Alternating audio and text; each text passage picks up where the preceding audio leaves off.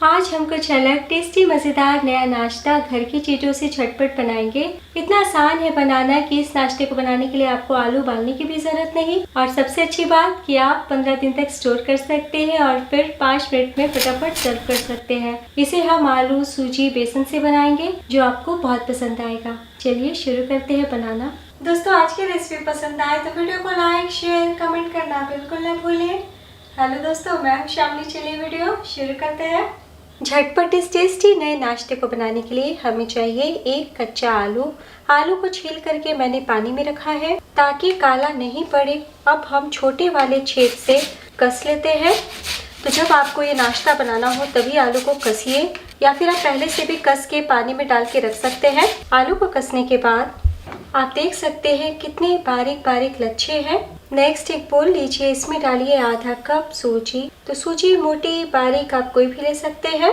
साथ ही में हम बराबर मात्रा में आधा कप बेसन डालेंगे। सूजी बेसन का नाप अगर हम ग्राम्स में देखें तो 80 ग्राम है।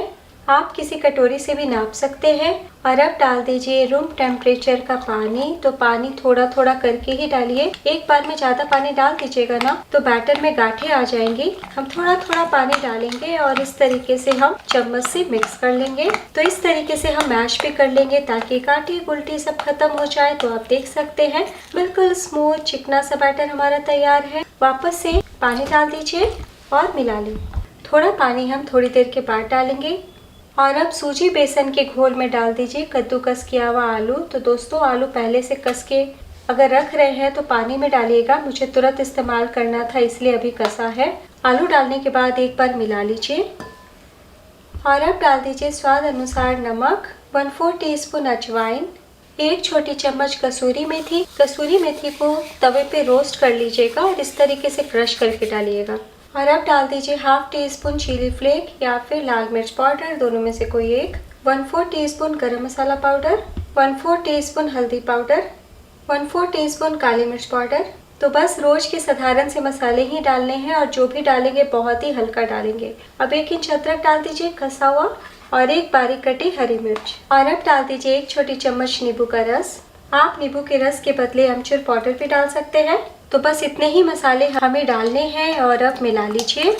मिलाने के बाद और भी टेस्टी बनाने के लिए हम कुछ सब्जियां डालेंगे। तो सब्जी डालने से पहले सबसे पहले आप आलू डालिएगा जिस प्रकार मैंने डाला है। अब डाल दीजिए 2 से 3 चम्मच कद्दूकस किया हुआ गाजर, 2 चम्मच छोटे टुकड़ों में कटा हुआ शिमला मिर्च, 1 चम्मच छोटे टुकड़ों में कटा हुआ टमाटर।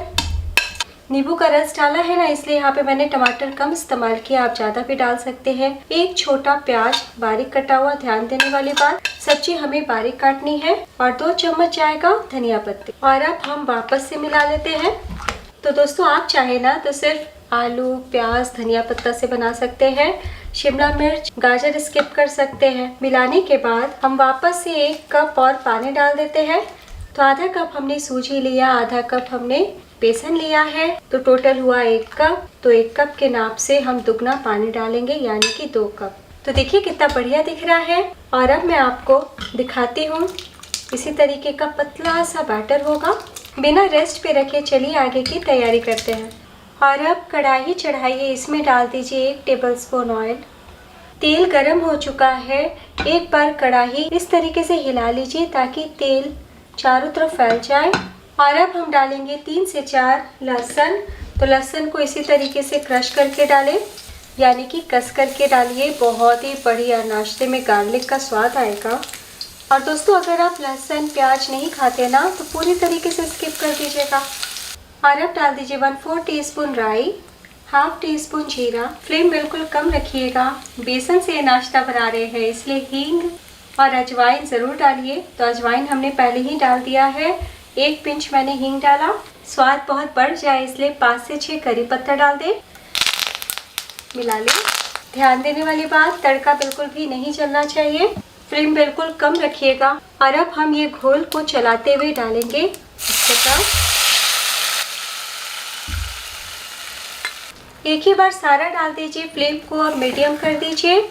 और अब हम लगातार चलाते हुए पकाएंगे। तो सूजी, बेसन, आलू से आपने कई तरह के नाश्ते बनाए होंगे। एक बार इस तरीके से बना के देखिए, बहुत ही बढ़िया।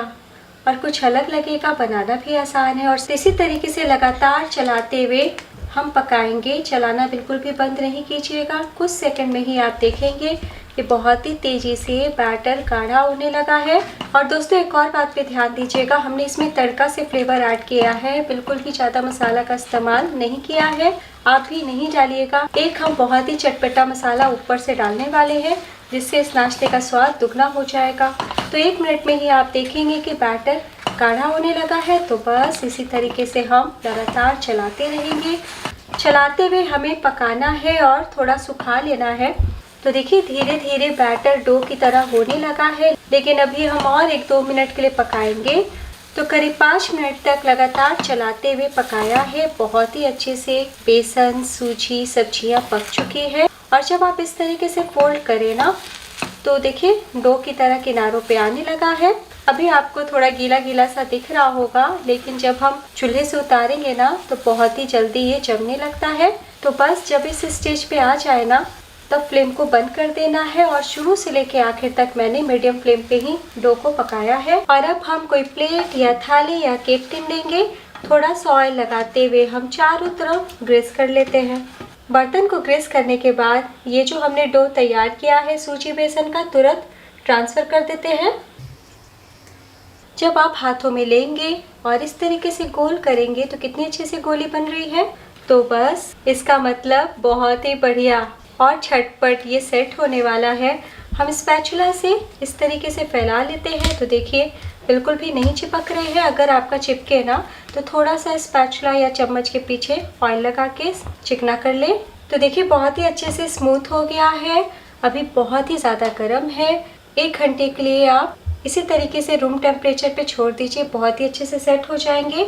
या फिर आप आधे घंटे के लिए फ्रिज में रख दें। 15 मिनट हो चुके हैं और बहुत ही अच्छे से ये नाश्ता सेट हो चुका है। मैंने डीप फ्रीज़र में सेट किया था जहाँ बर्फ़ जमता है। तो इतने ही कम समय में आप देखेंगे कि बहुत ही अच्छे से जम गए हैं। तो बिल्कुल भी ये किनारों पे नहीं चिपकते हैं, लेकिन हम फिर भी हल्का सा चाकू चला लेते हैं और सीधे प्लेट में निकालते हैं। तो देखिए बिना परेशानी का बहुत ही आसानी से बाहर आ गए हैं। और अब हम नाश्ते को किचन स्लैब या बोर्ड पे ट्रांसफ़र कर लेते हैं। तो देखिए जिस तरीके से मैंने पलटा है आप देख सकते हैं, बिल्कुल भी नहीं टूटेंगे।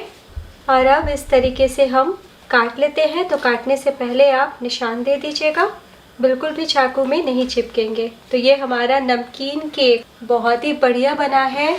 जब भी हम इस तरीके का नाश्ता बनाते हैं तो हम पहले स्टीम करते हैं, लेकिन आपने देखा कि बिना स्टीम किए हमने झटपट बनाया है।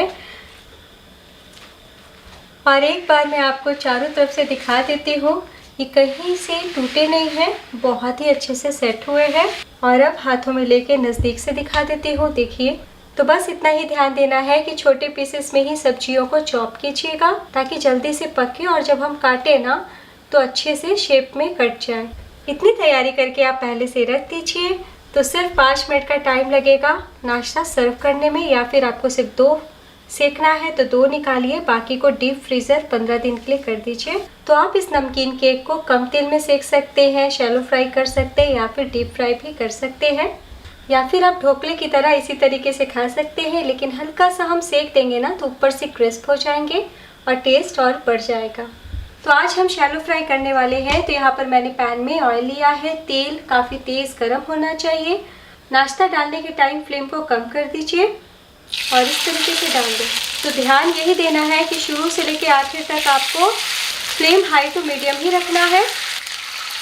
सारी सब्जियाँ बेसन सूजी पके हुए हैं, तो सिर्फ हमें क्रिस्प करना है उलटते पलटते, इसलिए बिल्कुल भी कम आंच नहीं कीजिएगा। और अगर आप डीप फ्राई करना चाहते हैं तभी तेज़ गरम और हाई फ्लेम पे ही फ्राई कीजिएगा।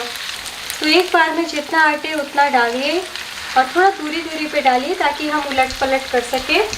तो जब आपको किनारों से हल्का हल्का कलर दिखने लगे तो बस इस तरीके से उलट लें।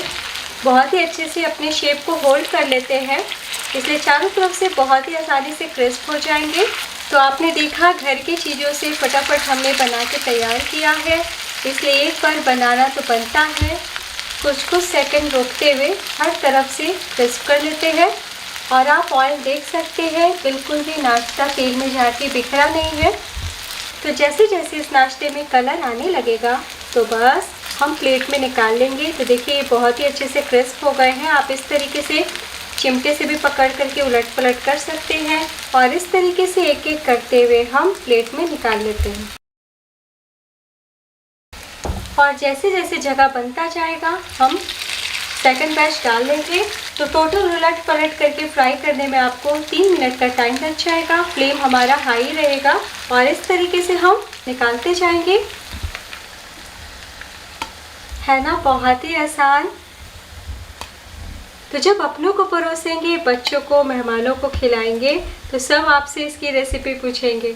और अब हम फटाफट सर्व कर लेते हैं। तो मैंने थोड़े बड़े बड़े स्क्वायर में कट किया है। आप रेक्टेंगल काट सकते हैं या फिर गोल आकार में भी कुकी कटर से काट सकते हैं। और दोस्तों इस नाश्ते की मोटाई इतना ही रखिएगा, ज़्यादा पतला नहीं कीजिएगा। तो और भी ज़्यादा चटपटा लगे इसलिए थोड़ा सा मैगी मसाला स्प्रिंकल कीजिए। तो इस तरीके से हम थोड़ा सा हाथों में लेते हुए सभी नाश्ते के ऊपर बुरक देंगे, यानी कि स्प्रिंकल कर देंगे। तो मैंने इसे टमाटो केचप के साथ सर्व किया है। तीखी वाली हरी चटनी के साथ भी बहुत ही बढ़िया लगता है। तो एक बार बनाना तो बनता है। तो दोस्तों वीडियो अच्छी लगी हो तो लाइक कीजिए और आप भी इस नाश्ते को एक बार ट्राई कीजिए। कैसा बना ये ज़रूर बताइएगा। तो अब मैं आपको दिखा देती हूँ। ऊपर से क्रिस्प लगेंगे तो अच्छे से गोल्डन होने पे निकालिएगा। तोड़ के दिखाती हूँ। बहुत ही सॉफ्ट नरम मुलायम है, जबकि हमने न सोडा डाला और ना ही दही, इतनी सारी वेजेस डाला है। और जैसा मैंने कहा कि आप और भी कम तेल में सेक सकते हैं। दाब के दिखाती हूँ, बहुत ही सॉफ्ट है। तो एक बार बनाना तो बनता है। वीडियो के लास्ट में मैं आप सबसे रिक्वेस्ट करना चाहती हूँ, वीडियो ज़रा भी अच्छी लगी हो तो लाइक शेयर कमेंट ज़रूर कीजिएगा। और अभी तक आपने मुझे YouTube channel Shamli kitchen, F page Shamli kitchen, Instagram Shamli kitchen और मेरी वेबसाइट शामली किचन पे मुझे फॉलो नहीं किया तो बिना सोचे अभी के अभी फॉलो कर सकते हैं। मैं फिर मिलूंगी ऐसे ही मज़ेदार और आसान रेसिपी के साथ नेक्स्ट वीडियो में। मेरे साथ ज़रूर जुड़िएगा। तब तक अपना ख्याल रखिए। Bye and take care.